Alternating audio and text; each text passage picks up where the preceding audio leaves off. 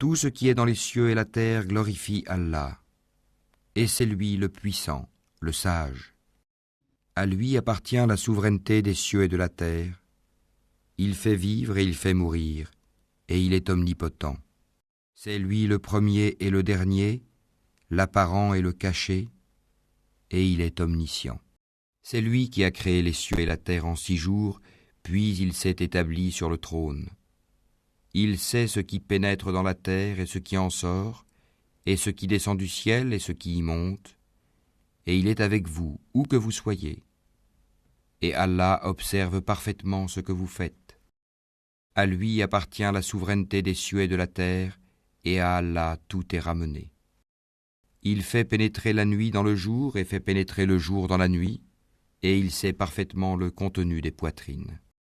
Croyez en Allah et en son messager, et dépensez de ceux dont il vous a donné la lieutenance. Ceux d'entre vous qui croient et dépensent pour la cause d'Allah auront une grande récompense. Et qu'avez-vous à ne pas croire en Allah alors que le messager vous appelle à croire en votre Seigneur? Et Allah a déjà pris acte de votre engagement si vous êtes sincère dans votre foi. C'est lui qui fait descendre sur son serviteur des versets clairs, afin qu'il vous fasse sortir des ténèbres à la lumière. Et assurément, Allah est compatissant envers vous et très miséricordieux. Et qu'avez-vous à ne pas dépenser dans le chemin d'Allah, alors que c'est à Allah que revient l'héritage des cieux et de la terre? On ne peut comparer cependant celui d'entre vous qui a donné ses biens et combattu avant la conquête. Ces derniers sont plus hauts en hiérarchie que ceux qui ont dépensé et ont combattu après. Or, à chacun, Allah a promis la plus belle récompense, et Allah est grand connaisseur de ce que vous faites. Quiconque fait à Allah un prêt sincère, Allah le lui multiplie, et il aura une généreuse récompense. Le jour où tu verras les croyants et les croyantes, leur lumière courant devant eux et à leur droite, on leur dira : voici une bonne nouvelle pour vous aujourd'hui, des jardins sous lesquels coulent les ruisseaux pour y demeurer éternellement. Tel est l'énorme succès. Le jour où les hypocrites, hommes et femmes, diront à ceux qui croient : attendez que nous empruntions un peu de votre lumière, il sera dit : revenez en arrière et cherchez de la lumière. C'est alors qu'on éleva entre eux une muraille, ayant une porte dont l'intérieur contient la miséricorde, et dont la face apparente a devant elle le châtiment, l'enfer. N'étions-nous pas avec vous ? Leur crieront-ils. Oui, répondront les autres, mais vous vous êtes laissés tenter, vous avez comploté contre les croyants, et vous avez douté, et de vains espoirs vous ont trompé, jusqu'à ce que vint l'ordre d'Allah. Et le séducteur, le diable, vous a trompé au sujet d'Allah. Aujourd'hui donc on n'acceptera de rançon ni de vous ni de ceux qui ont mécru. Votre asile est le feu, c'est lui qui est votre compagnon inséparable, et quelle mauvaise destination.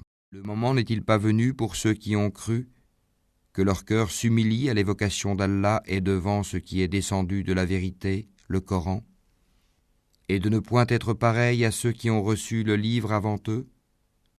Ceux-ci trouvèrent le temps assez long, et leurs cœurs s'endurcirent, et beaucoup d'entre eux sont pervers. Sachez qu'Allah redonne la vie à la terre une fois morte. Certes, nous vous avons exposé les preuves clairement, afin que vous raisonniez. Ceux et celles qui font la charité et qui ont fait à Allah un prêt sincère, cela leur sera multiplié et ils auront une généreuse récompense. Ceux qui ont cru en Allah et en ses messagers, ceux-là sont les grands véridiques et les témoins auprès d'Allah. Ils auront leur récompense et leur lumière, tandis que ceux qui ont mécru et traité de mensonges nos signes, ceux-là seront les gens de la fournaise. Sachez que la vie présente n'est que jeu, amusement, vaine parure, une course à l'orgueil entre vous et une rivalité dans l'acquisition des richesses et des enfants. Elle est en cela pareille à une pluie. La végétation qui en vient émerveille les cultivateurs, puis elle se fane et tu la vois donc jaunie. Ensuite elle devient des débris, et dans l'au-delà, il y a un dur châtiment et aussi pardon et agrément d'Allah. Et la vie présente n'est que jouissance trompeuse. Hâtez-vous vers un pardon de votre Seigneur ainsi qu'un paradis aussi large que le ciel et la terre, préparé pour ceux qui ont cru en Allah et en ses messagers. Telle est la grâce d'Allah qu'il donne à qui il veut. Et Allah est le détenteur de l'énorme grâce. Nul malheur n'atteint la terre ni vos personnes qui ne soit enregistré dans un livre avant que nous ne l'ayons créé. Et cela est certes facile à Allah. Afin que vous ne vous tourmentiez pas au sujet de ce qui vous a échappé, ni n'exultiez pour ce qu'il vous a donné, et Allah n'aime point tout présomptueux plein de glorioles. Ceux qui sont avares et ordonnent aux gens l'avarice, et quiconque se détourne, Allah se suffit alors à lui-même et il est digne de louange.